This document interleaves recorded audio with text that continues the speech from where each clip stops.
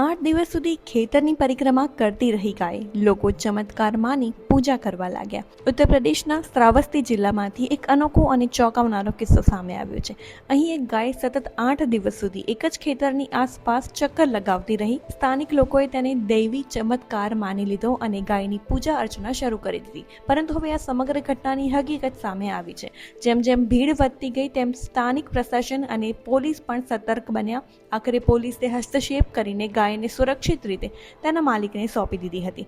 તપાસ દરમિયાન પશુ ચિકિત્સકોએ ખુલાસો કર્યો કે ગાય કોઈ ચમત્કારિક કારણોસર નહીં, પરંતુ સરા એટલે કે હાઇપોગ્લાયસેમિયા નામની બીમારીથી પીડાઈ રહી હતી. આ બીમારીમાં પશુઓ અસામાન્ય વર્તન કરવા લાગે છે અને વારંવાર એક જ દિશામાં ચક્કર લગાવી શકે છે.